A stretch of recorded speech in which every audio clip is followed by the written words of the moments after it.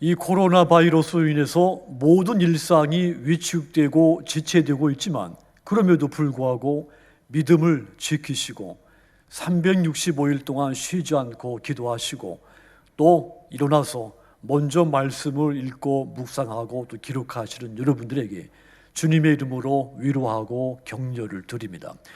이 코로나 시기에 가장 필요한 것이 은혜라고 생각이 듭니다. 은혜가 아니면 이 힘든 시기에 어떻게 우리가 웃음을 잃지 않고 보낼 수가 있겠습니까?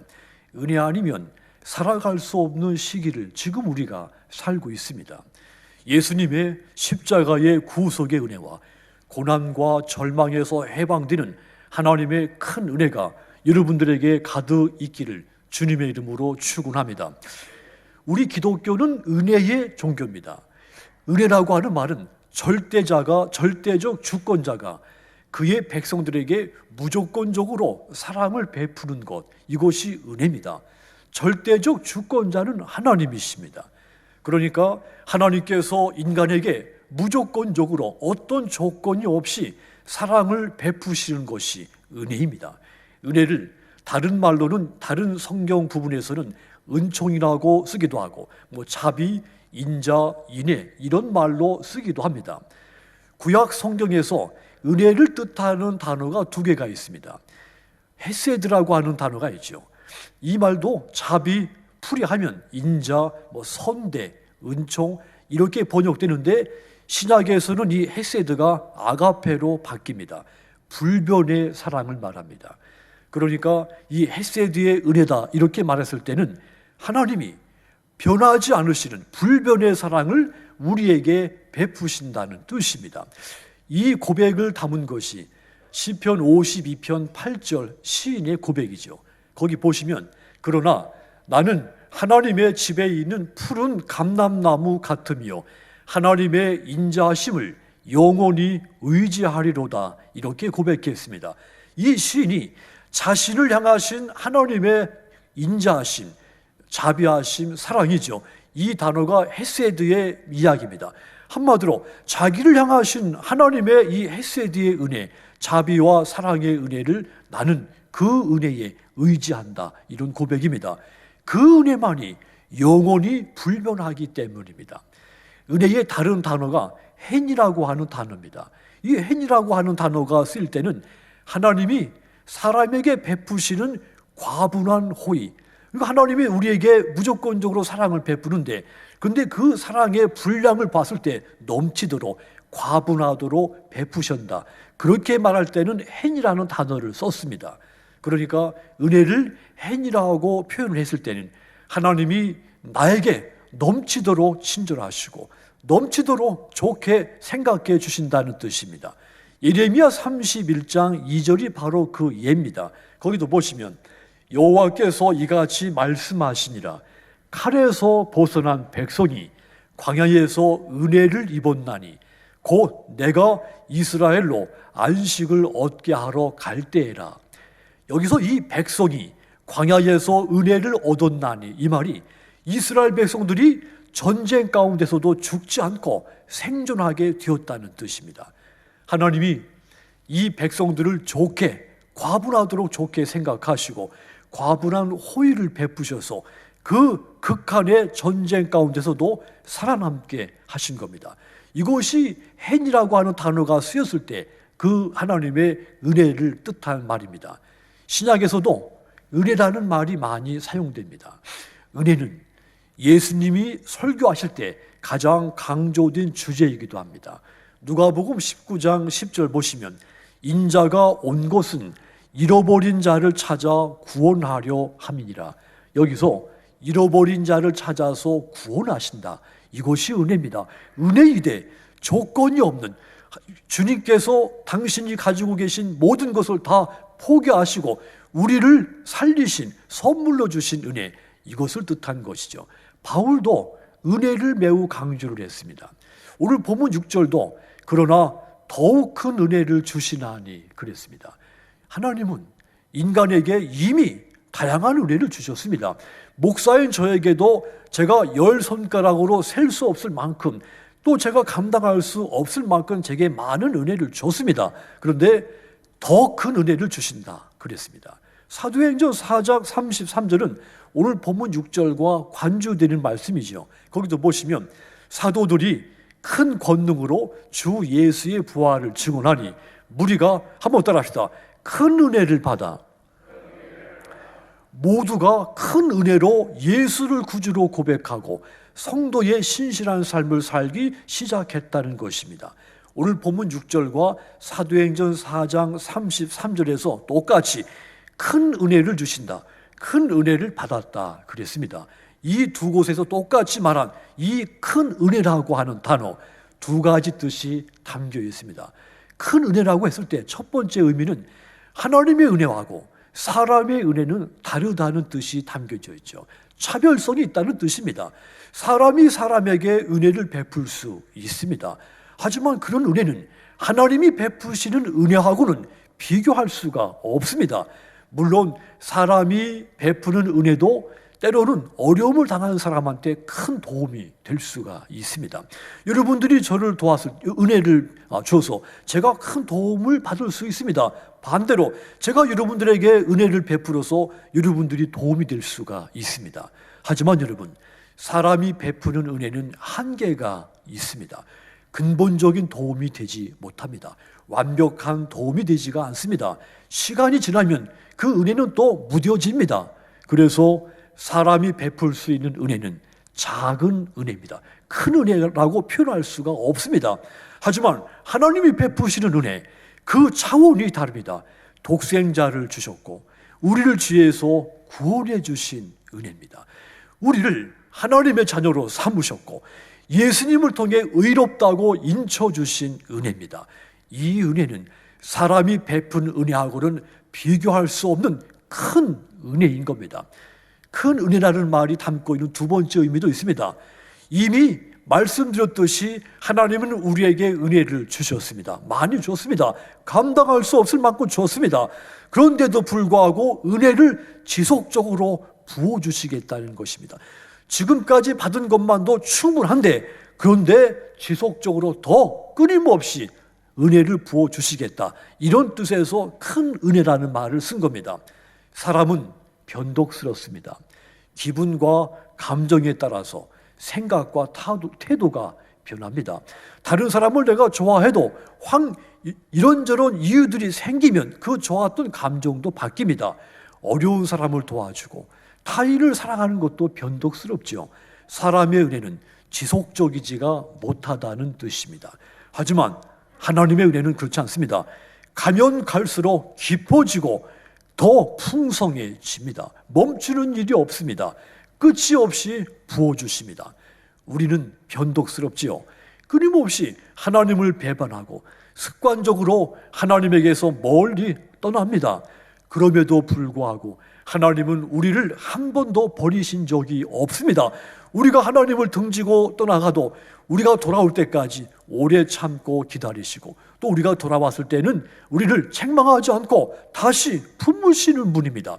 그래서 하나님의 은혜가 사람의 은혜와 비교할 수 없는 큰 은혜인 것입니다. 여러분, 오늘 하나님께서 여러분에게 베푸시는 이와 같은 큰 은혜를 여러분 모두가 충만하게 받으시기를 주님의 이름으로 축원합니다. 자, 그렇다면 이 어려운 코로나 시대 속에 은혜가 저는 절실하게 필요하다고 느끼는데 어떻게 하면 하나님이 주시는 이 큰 은혜를 이 코로나 시대에 저와 여러분들이 받아서 누릴 수가 있겠습니까? 따라합시다. 겸손하자. 겸손해야 하나님의 큰 은혜를 받습니다.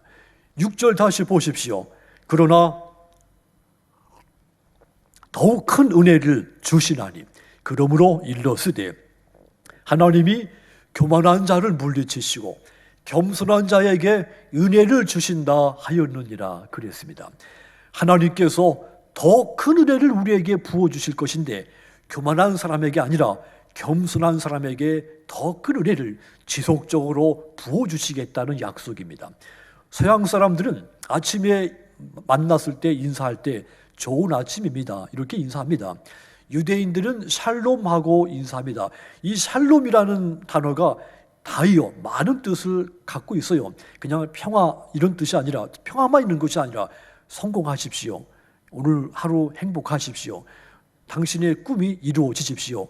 또 당신과 내가 오늘 사이좋게 지내십시다. 이런 다양한 뜻이 있습니다.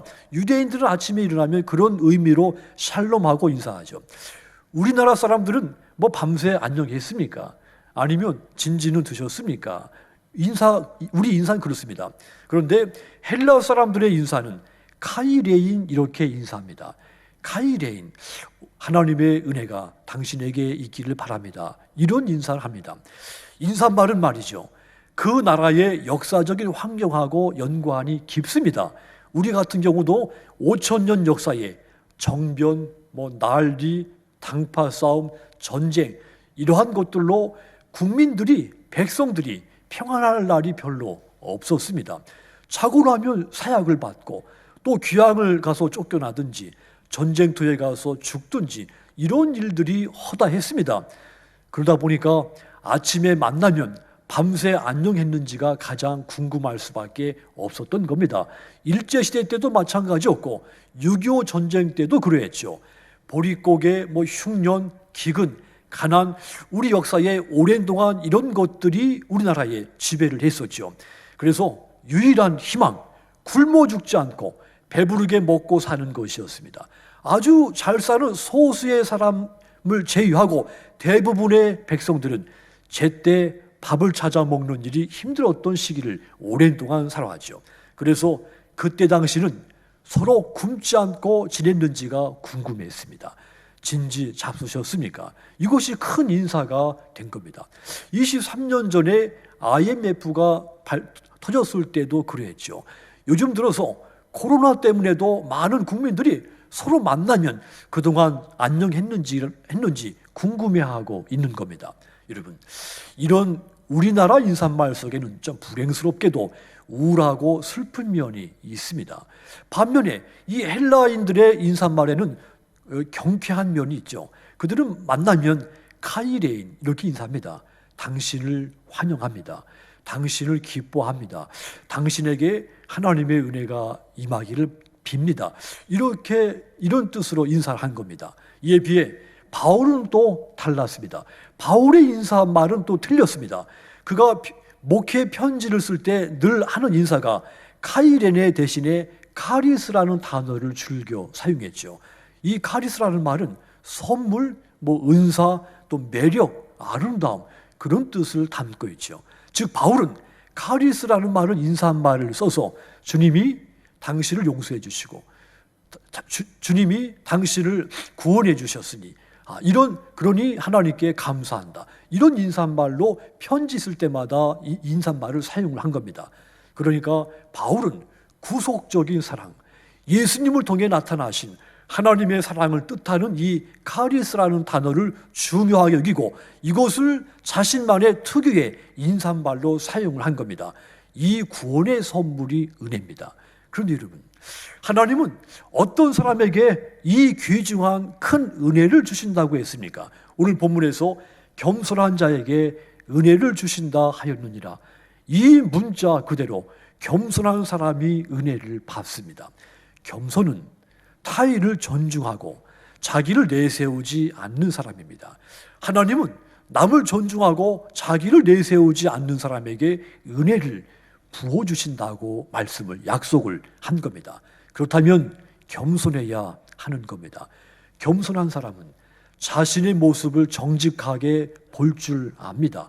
내가 얼마나 죄악된 사람인지, 내 속에 있는 것들이 얼마나 추악한지를 정직하게 압니다. 그래서 겸손한 사람은 하나님 앞에서 가장 먼저 자복합니다. 하나님 앞에 철저하게 회개하고 철저하게 자기 자신을 낮춥니다. 시편 51편은 다윗이 회개하는 기도시입니다. 51편 1절부터 3절까지 보시면 하나님이여 주의 인자를 따라 내게 은혜를 베푸시며 주의 많은 긍휼을 따라 내 죄악을 지워 주소서. 나의 죄악을 말갛게 씻으시며 나의 죄를 깨끗이 제하소서. 무릇 나는 내 죄가를 아오니 내 죄가 항상 내 앞에 있나이다. 마지막 문장이 이 고백의 핵심입니다. 겸손한 다윗.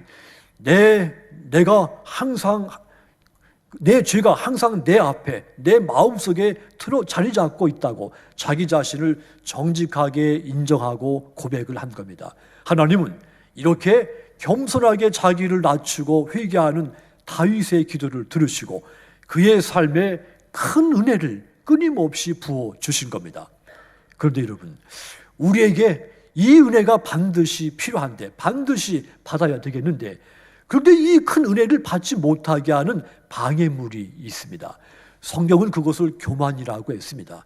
6절 다시 보시면 하나님이 교만한 자를 물리치시고, 교만은 자신만만한 사람을 말합니다. 아무것도 아닌데 자신만만한 사람, 또 머리를 치켜드는 사람, 타인을 얕잡아 보는 것이 교만이죠. 그리고 자기가 아는 것이 아니면 그건 진실도 아니고 사실도 아니라고 여기는 그 생각조차 교만입니다. 하나님은 자신만만하든지 머리를 치켜 세우든지 타인을 얕잡아 보든지 자기 중심적으로 모든 것을 해석하든지 그런 사람에게는 은혜를 베풀지 않습니다. 그래서 교만은 은혜를 가로막는 가시와도 같은 겁니다. 성경에 교만 때문에 멸망당한 사람들 이야기 수도 없이 많습니다. 사울왕은 그 대표적인 사람이죠. 그가 이스라엘의 최초의 왕이었습니다. 백성들의 절대적인 지지를 받으며 기다리고 기다린 중에 최초의 왕이 된 사람이었습니다. 그래서 초창기 그의 인기는 가히 절대적이었습니다.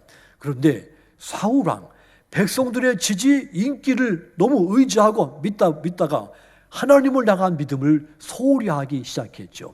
하나님을 멀리하기 시작했습니다.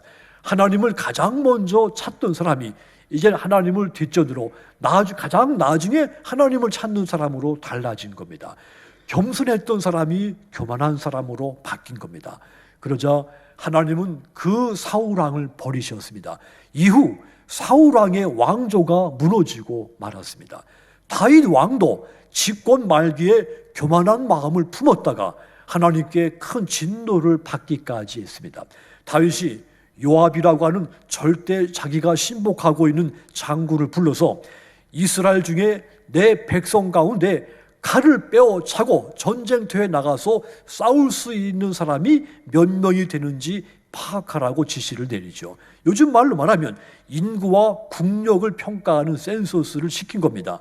그런데 역대상 21장 7절 보시면 하나님이 이 일을 악하게 여기사 이스라엘을 치심해 그랬습니다.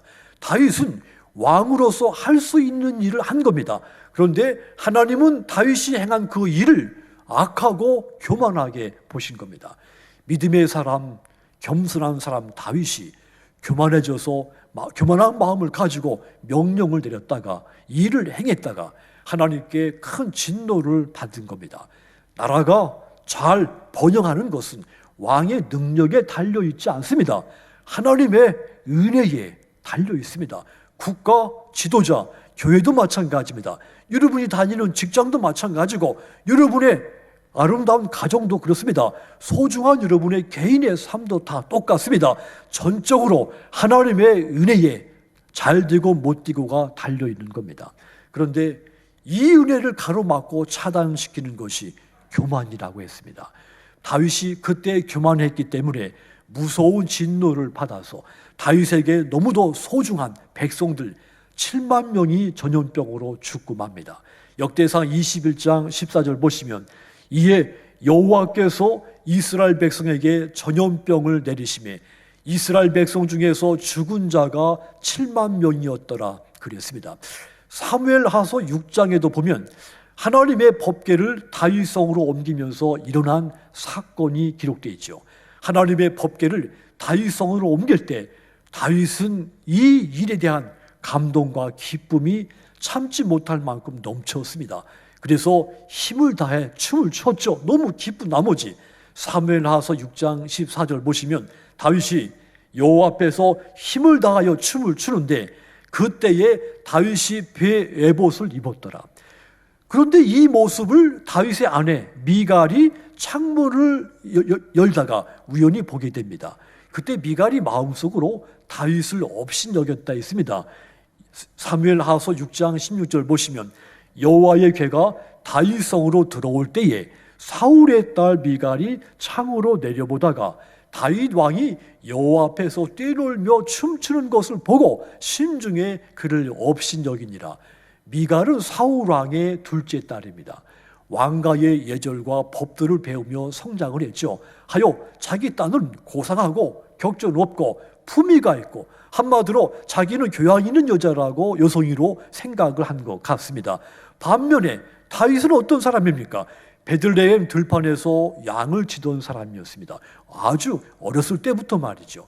제대로 씻지도 못하고 흙바닥에서 뒹굴고 들판을 쏘다니던 비드윈 출신이었습니다. 고상한 면도 없고 격조도 없고 품위가 없는 사람이었습니다. 그래서 미갈은 다윗이 자기 남편이지만 왕이지만 자기가 남편보다 더 우월하다는 생각을 품은 것 같고, 그래서 그런 생각들이 그날 행동으로 나타나게 된 겁니다. 미갈이 다윗에게 이렇게 말했죠. 사무엘하서 6장 20절 보시면 다윗이 자기의 가족에게 축복하러 돌아오매 사울의 딸 미갈이 나와서 다윗을 맞으며 이르되 이스라엘 왕이 오늘 어떻게 영화로우신지 방탕한 자가 염치 없이 자기 몸을 드러내는 것처럼 오늘 그의 신복의 계집종의 눈앞에서 몸을 드러내셨도다 하니, 한마디로 남편인 다윗 왕에게 어찌하여 방탕한 사람같이 격조 없이 염치도 없이 몸을 드러냈느냐고 비난을 한 겁니다.